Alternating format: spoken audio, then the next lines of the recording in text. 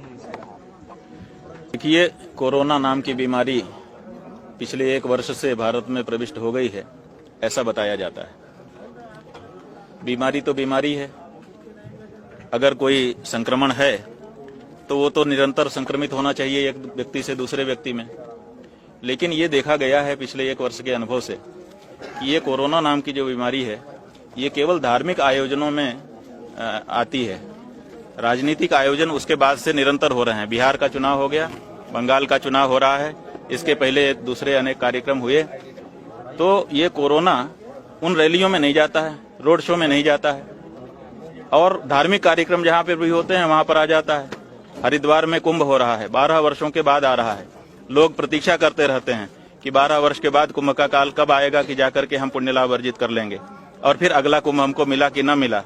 तो ऐसी परिस्थिति में जहां करोड़ों लोग जिस अवसर की प्रतीक्षा कर रहे थे, उसमें तो आप लगा दे रहे हो कि आप 72 घंटे पहले का अमुक जांच करा के आइए और फिर नहीं तो प्रवेश ही करने नहीं दिया जाएगा।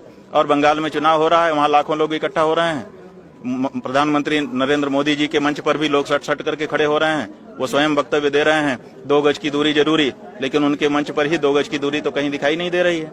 और नीचे तो लाखों लोग सट सट करके खड़े हुए हैं, रोड शो हो रहे हैं। अमित शाह जी कह रहे हैं कि इतना बढ़िया रोड शो तो इससे पहले मैंने देखा ही नहीं था। तो सबसे बड़े बड़े रोड शो हो रहे हैं, तो क्या कारण है? हम यही पूछना चाहते हैं भारत की सरकार से और जिम्मेदार लोगों से कि क्या कोरोना राजनीतिक है? राजनीति जहां रहती है वहां नहीं जाता। और क्या कोरोना धार्मिक है कि जहां धार्मिक आयोजन होगा वहां पहुंच ही जाएगा, और विशेष करके हिंदू धर्म में? हाई कोर्ट ने भी आदेश दिया। तो हाई कोर्ट ने तो वो आदेश किया जो प्रदेश सरकार ने चाहा।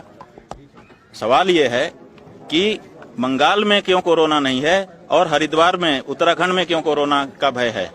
भय तो दोनों जगह होना चाहिए ना। अगर एक देश है और एक प्रकृति है, एक ही रोग है, तो वो रोग यहाँ संक्रमित हो जाएगा, बड़ा डर है, वहां संक्रमित नहीं होगा। इसका मतलब है कि जहां राजनीतिक कार्यक्रम होगा वहां सब जनता के स्वास्थ्य को भुला दिया जाएगा कि क्या होगा इसकी परवाह नहीं की जाएगी। धार्मिक कार्यक्रम में केवल होगा। तो हमारा ये कहना है कि अगर केंद्र की सरकार, राज्य की सरकारें अगर बंगाल में, बिहार में लोगों को बचा सकती हैं तो हरिद्वार में भी, उत्तराखंड में भी बचाएं।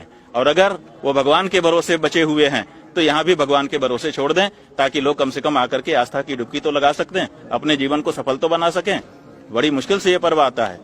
तो ये एक हमारा कहना है, इस बारे में राज्य सरकारों को स्पष्ट करना चाहिए। कुंभ का कार्य शुरू हो चुका है, यहाँ की कुंभ की कैसी व्यवस्था? जी, सबसे पहले तो मुझे इस बात का दुख है कि जो संसाधन सरकार के द्वारा कुंभ मेले को लेकर जुटाए गए हैं वो मुझे लगता है कि पर्याप्त थे यदि लोग यहाँ पर होते।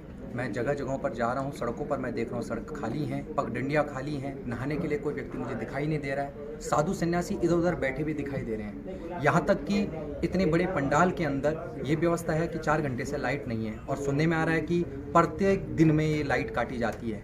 मैं मेलाधिकारी दीपक जी हैं यहाँ पर, उन तक भी ये बात पहुँचाना चाहूँगा।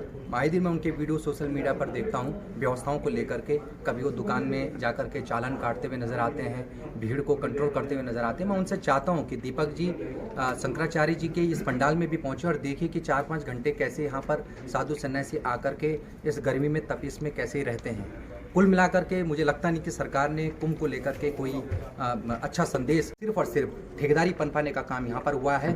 और निश्चित तौर पर राज्य सरकार के ऊपर इसकी जांच होनी चाहिए।